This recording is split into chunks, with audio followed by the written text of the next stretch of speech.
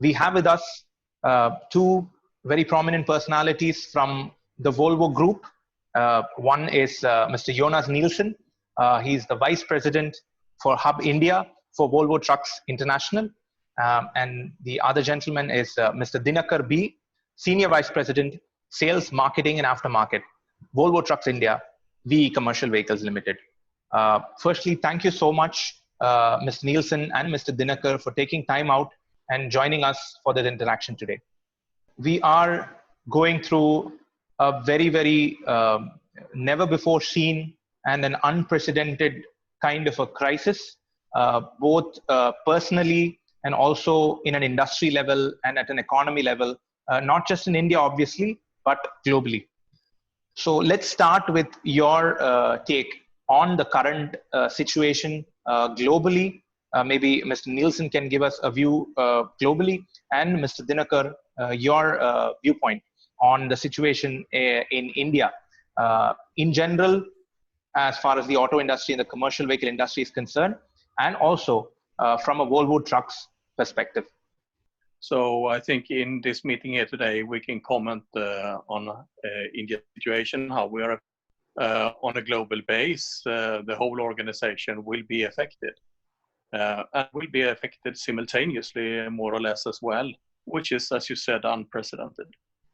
Last year, the effect, so we had the TIV, the total industry volume, had slightly come down compared to 2018-19 and 2019-20. However, the transition of BS4 to BS6 had some effect on our sales, and then we had to plan in such a way that there won't be any the production should meet the requirement of the yearly closing on March 31st and things like that. Slight relaxations are happening in various states as per the government stipulations, and it will definitely have effect on the businesses. And our customers are also slowly coming back to their productivity mode, and they need to take care of their businesses and the project sites where the availability of manpower, availability of machinery, availability of quite a few the approvals to run the business, all these things have to be taken care. But I must say one thing, in these COVID times, coal business was going well. 90% of our trucks are working in coal sites. One or otherwise, the coal sites are working with their possible productivity depending on the availability of the manpower. Compared to many of the other segments within the auto industry, if we may call it so, coal mining is probably one activity that's been going on. And also, we're talking a lot on infra development, a lot of construction activity, a lot of mining activities. The government is seeming to get these things started. So Volvo Trucks, given the segments that you operate in, you are probably positioned slightly better than many of the others, where they're still waiting for a lot of traction from the market to actually drive sales. So what is your take on the current scenario? There were also some changes in the coal block allocations, a lot of announcements from the government side. How do you view probably the next 2 to 3 months? Do you see a lot more activity which is relevant to Volvo Trucks in India? Do you see a lot more activity happening? Do you see some traction in the market? See, we supply trucks for the coal overburden removal through private companies in Coal India Limited or Singareni Coal Galleries or Neyveli private companies and things like that, and MDOs. Project's continuation will depend mostly on the coal requirement by thermal power stations as of now. Our business predominantly 90% or 85% was more into coal mining, either into coal OB removal, that is the earth removal above the coal seam, or the infrastructure projects which you mentioned, also about the coal transport which we are also supplying. So these are the three major segments where we are present. In addition to it, we are also present on ODC and long haul. Okay, so last year we have launched our long haul tractor, 4x2 tractor in long haul express cargo. So that is also one of the segments we opened up for Volvo. But with relevant to your question of how this particular segment is doing, yes, there is a consistent requirement of coal in India. But if you really look at it, last year the coal requirement has slightly dropped. Now they are also talking that coal targets will continue to be whatever they have announced earlier. But first 2 months, the coal requirement or the offtake from the coal subsidiaries from the details submitted in the public domain sites is lower than what it was last year at the same time. More about the future and what that holds, I would just like to mention also that it's true that perhaps we are in some favorable segments. Those customers that have been successful in maintaining their mines operating with all the challenges and requirements that comes with that. I think I would like to take this opportunity also to congratulate them and to congratulate our organization in the aftermarket that has been able to keep these customers running in these difficult times.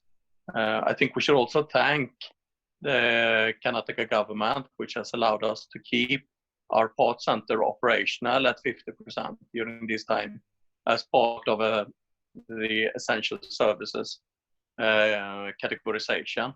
How has this COVID pandemic affected your business plans for the current year for the Indian market? If you can throw some light on the same. I'm sure there would have been certain targets and plans for the year, but as for any company, there would be a revision or a correction. So if you can throw some light on the same.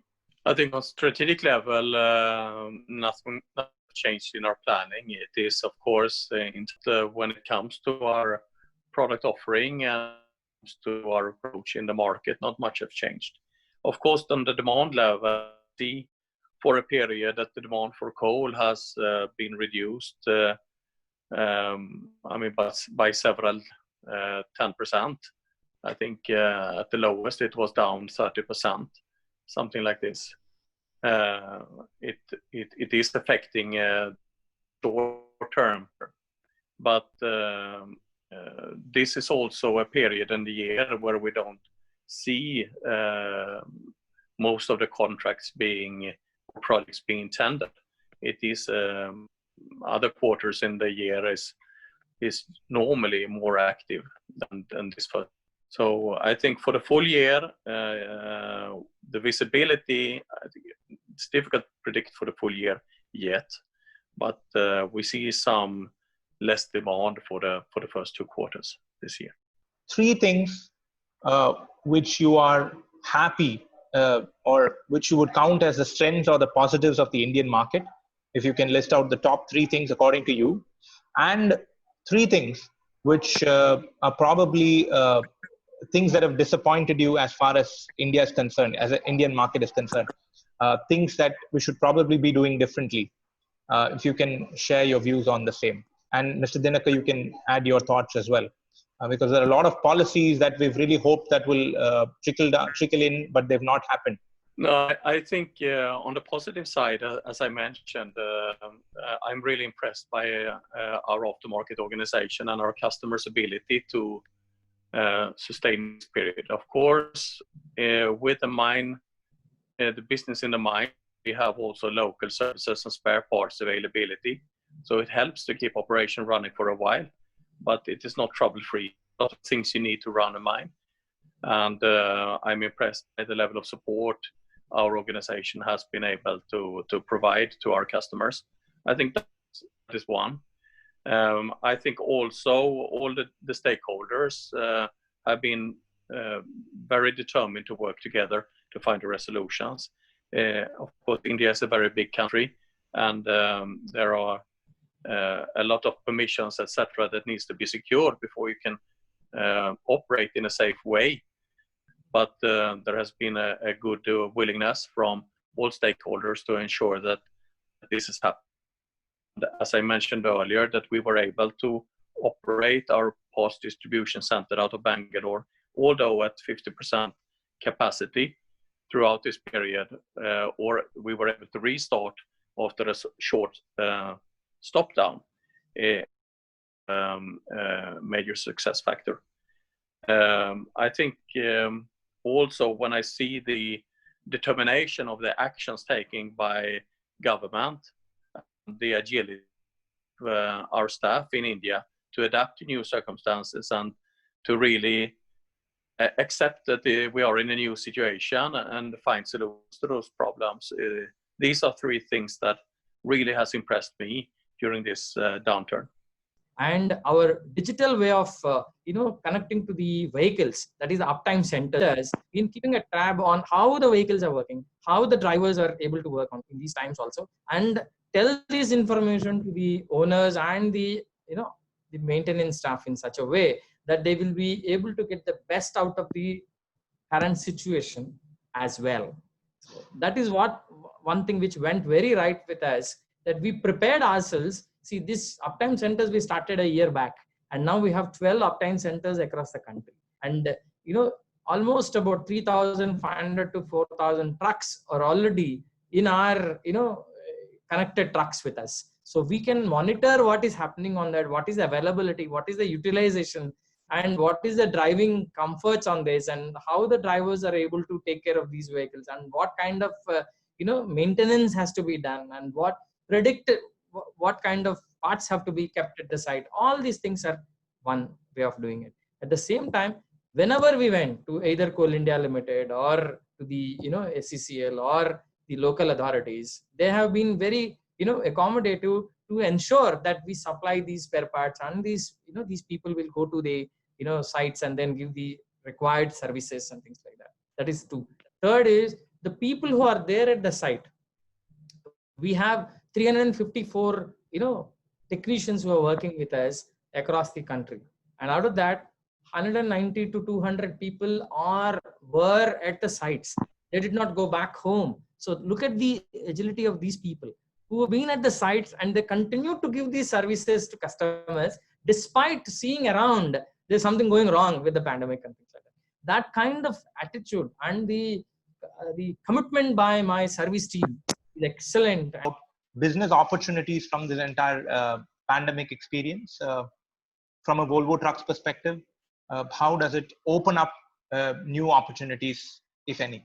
Yeah, I think in time we will know, but of course the ambition level is very high with the government to make step changes in India to invest in huge infra projects, etc. And with the ambitious targets, there will be an increased demand for highly efficient, productive solutions like ours, we believe. And so when we see those projects being rolled out, we can see better opportunities for our type of solutions, highly efficient, with offering good uptime to customers. That will allow our customers to complete their projects in time as well. So hopefully that is an outcome of it. I think also in these circumstances, society as a whole is reflecting on values, and we are a company that are associated with very strong values on the quality and environmental and safety point of view. So hopefully that should be positive for us, and we are committed to continue to drive innovation also in these areas. So but it is of course more of a speculation, whereas the first observation is more of an immediate effect that we can see out of the various stimulation packages. Yeah. According to me, it's like this: the last expected or least expected from any customer is a vehicle breakdown in these hard times, and losing productivity and some kind of business opportunities for him. There is a lot of talk on localization becoming another very important focus area for companies, so that they can avoid depending on global supply chain to import parts into India. What is your take on the same? Yes, I mean, we are manufacturing our trucks in Hoskote outside Bangalore in India for the last 20 years. and localization is part of our DNA. I would like to say, I mean, we are continuously evaluating components that can be localized, and we are also from our purchasing department continuously evaluating other suppliers that qualify to become global suppliers. But of course, we are a premium brand, and we have very strict and stringent requirements on the quality of all components in our trucks. And whereas many and our volumes locally in India are comparably low compared with a lot of the other domestic manufacturers. So it is important to have a steady supplier base that are, say, both technically qualified and also find it attractive to work with our brand, perhaps not only in India, but on a global basis as well. And the flip side of that is that it could also put some restrictions on localization. In a way, we have come to a system where we can manufacture here. So like what Jonas said, that we are exploring everything, and it's there in the DNA of Volvo that we have to do the localization, and as suitable to our trucks also, it will be taken care. What is your view? Do you see people shifting their investments and their focus from China to India? And would that give any kind of impetus to Volvo Trucks business in India? That's one. And also exports out of India. Do you see any kind of impact of this pandemic on exports out of India? On the first point, I think a relationship is something that you develop over a long time, both with customers and with suppliers. And I mean, the qualifications to become a supplier, it is quite stringent. So, of course, we're all taking part of what is written here in media and the speculation about moving suppliers, etc. But it needs to be proven long term as a solution. So, for no one in automotive industry, these things happen overnight. That's for sure. When it comes to exporting opportunities, we have established ourselves with the manufacturing of Volvo trucks in India for the India market. And as we go along, we are of course evaluating opportunities to do export, and we are doing in a limited way so far export. But it could potentially grow in the future. There is already a base here. It is not that it is like underdeveloped or industrially backward country, and it's available here. We can leverage this particular opportunity if it really comes through. That is one thing. About exports, he has already discussed, and we are already exporting from VECV. The other side, Eicher trucks and buses have been exported to various countries, and we are constantly working on how to develop further into those markets. So the last one will be on a medium to long term impact of this entire pandemic. You could share your views on how this whole pandemic will impact the Indian market and also Volvo Trucks' presence in India. Medium to long term, do you see any major changes because of the pandemic? And also probably some concluding views from your side for this interaction. Yeah, absolutely. People are talking, will it be a V-shaped recovery, U-shaped or L-shaped? There is a lot of speculation. What I think we can see from past experience is that many of the countries in Asia are recovering faster than the rest of the world after this kind of crisis. And I think what will happen now is, of course, I sincerely hope that the development now of the pandemic will be under control, and that we will not see any major breakouts now continuing in India. But I think it's a little bit too early to draw long conclusions, on more than, let's say, 3-4 months basis still. It'll take a little bit more time. We have better clarity in how things develop. But I'm optimistic when it comes to India's opportunities, both when it comes to the domestic market and as an opportunity now to provide its talents to provide services for the globe.